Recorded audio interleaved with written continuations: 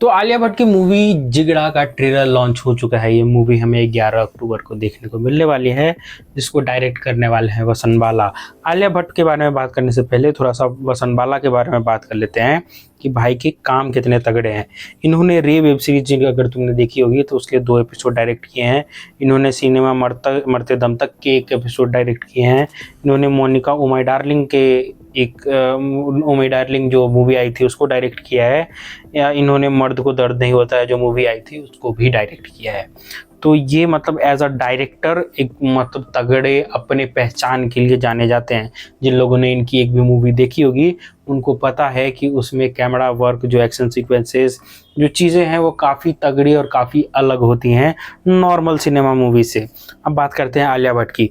मैं अगर बोलूँ फुल फ्लेज अब जो है बॉलीवुड में, खास करके बॉलीवुड में जो फीमेल लीड को लेकर के बहुत सारी सीरियसनेस आने लगी है। चाहे तुम आर्टिकल 370 की बात करो या चाहे तुम जिगड़ा की बात करो। हाँ, इस बात का क्रेडिट हमें थोड़ा सा रानी मुखर्जी को देना पड़ेगा कि उनके पति की बैकिंग थी उसमें। बट मर्दानी सीरीज से और विद्या बालन कहानी सीरीज से इन सब से इस्टेब्लिशमेंट पहुंचा चुकी है कि हाँ यार, फीमेल लीड्स भी अच्छा काम कर सकती है। मूवी पैसे उतना ना कमाए मास इंटरटेनर जैसे, बट बवाल तो मचा ही सकती है। बाकी आते हैं इस ट्रेलर पे, तो ट्रेलर में हमें बताया जाता है कि जो आलिया भट्ट और वेदांत रैना हैं वो दोनों भाई बहन हैं, और वेदांत राणा किसी कारणवश जेल में चला जाता है और फंस जाता है या फंसाया जाता है, वो तो मूवी देख के ही पता चलेगी। फिर आलिया भट्ट उसको लेकर के पैनिक कर जाती है। पैनिक करने के 2 कारण होते हैं, एक तो उनका भाई है, दूसरा उसको अपने बच्चे की तरह पाला हुआ है क्योंकि उनके माँ बाप नहीं होते हैं, दोनों अनाथ होते हैं।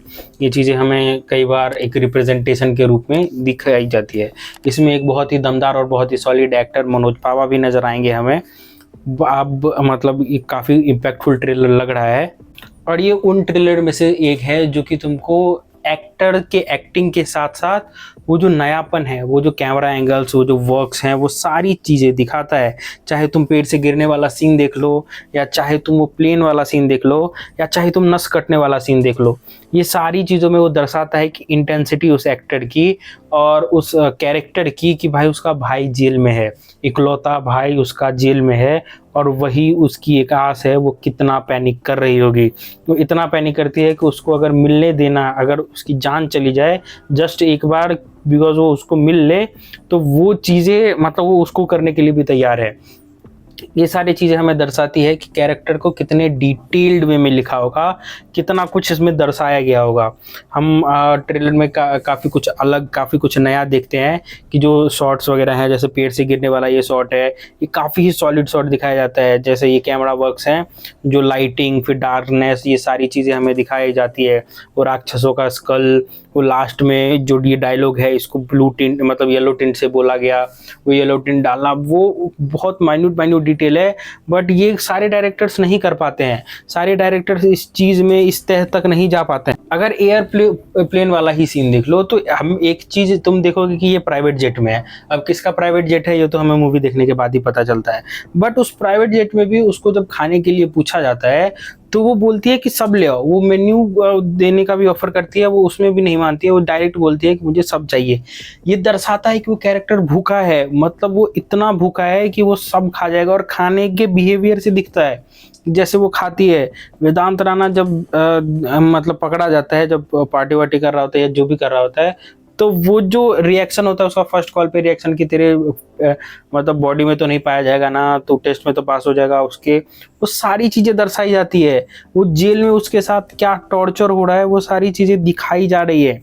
ये डायरेक्टर जो है ना वो हर लेवल पे चीज़ों को सॉर्ट आउट करके चल रहा है। जो स्क्रिप्टिंग हुई है इसकी बहुत तगड़ी। यही सीन देख लो कि मतलब धुआं निकल रहा है, वो दौड़ रही है, एक्शन पे कितना इम्पैक्ट है। और सबसे ज़बरदस्त ये सीन जब ये बंदा खड़ा होता है और एक वेव आती है उसको पूरा कुचल के चली जाती है, वो इम्पैक्टफुल, वो दिखाता है कि जेल का माहौल कितना गंदा है, कितना डेंजरस माहौल में वेदांत रैना रह रहा है। ये सीन का मुझे पता नहीं कि इसको कब मतलब जेल का है या जेल के बाहर का है, वो मुझे एहसास नहीं है।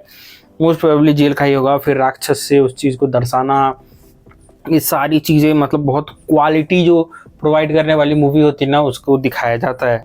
बाकी अगर आलिया भट्ट की भी बात करूँ तो भाई एक्टिंग में तो कोई कमी नहीं है, वो इम्पैक्ट, वो जज्बा, वो दिखता है इस बंदी में। मतलब ऐसा नहीं कह सकते नेपोटिज्म नेपोटिज्म करके कि भाई नेपोटिज्म एक्चुअली शुरू इसी से हुआ था, student of the year, but जो ग्रोथ इसके एज एन एक्टर में दिखा है ना, वो बहुत बहुत कम लोग दिखा पाते हैं। तुम अपना पर्सनल ओपिनियन कि इंसान कैसी है, क्या है, कैसा है, ये सारी चीज़ें तुम साइडलाइन कर सकते हो अगर इस बंदी की परफॉर्मेंस तगड़ी आती है तो, अगर तुम एक सिनेमा व्यूअर हो तो।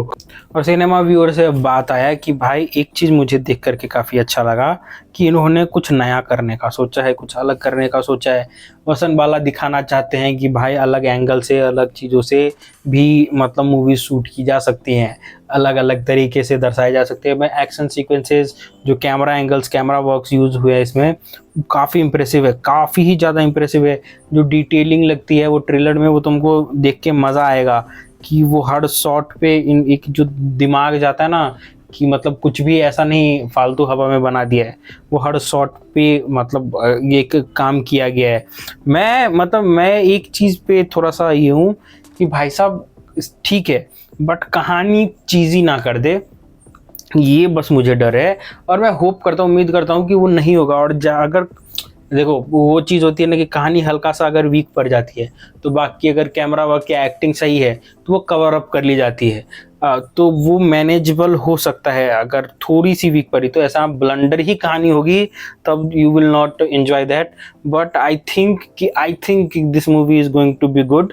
हाँ ऑब्वियसली 600-700 करोड़ नहीं कमाएगी, वो थोड़ा सा एक हिंच हो जाता है, बट पोटेंशियल है इसमें, पोटेंशियल काफ़ी तगड़ा है। पोटेंशियल है कि एक अगला बेंचमार्क सेट कर दे सकती है फीमेल लीड्स के। इस पे पोटेंशियल है इसमें कि लोग अलग अलग कहानी बनाने पे ध्यान देंगे, अलग अलग टाइप की कहानी, अलग अलग वे ऑफ शूटिंग को मतलब आगे बढ़ाएंगे। ये चीज़ हम उम्मीद रख सकते हैं। तो अगर मैं इन जनरल ट्रेलर की बात करूँ तो ट्रेलर मुझे इंटरेस्टिंग लग रहा है। ट्रेलर में काफ़ी कुछ है देखने को, काफ़ी कुछ है बताने को, मज़ा आता है। मैंने काफ़ी डिटेल्स में इसका रिव्यू किया है कि ताकि भाई लोगों को पता चले कि क्या दिखाना चाहता है। ऐसे ही जस्ट ट्रेलर देख करके और निकल ना जाए लोग, वो इम्पैक्ट तुम लोग समझ पाओ कि क्या कुछ जाता है एक मूवी बनाने में। तो thanks for watching this video को लाइक, चैनल को सब्सक्राइब कर देना। मुझे सोशल मीडिया पे फॉलो कर लो, तुमको लिंक जो है डिस्क्रिप्शन में मिल जाएगा। इंस्टाग्राम पे फॉलो कर लेना, टेलीग्राम पे भी चैनल को जो है उसको सब्सक्राइब कर दो, वहाँ पे तुमको फ्री में मूवीज़, वेब सीरीज़ वगैरह मिल जाती हैं। तो thanks for watching this video. अपना और अपना का ध्यान रखें, ऐसे ही अलग अलग वीडियोस देखते रहे और अपना ओपिनियन कमेंट में बताते रहें। मिलते हैं किसी और मज़ेदार वीडियो में, किसी और मज़ेदार रिव्यू के साथ। तब तक के लिए टेक केयर, बाय बाय।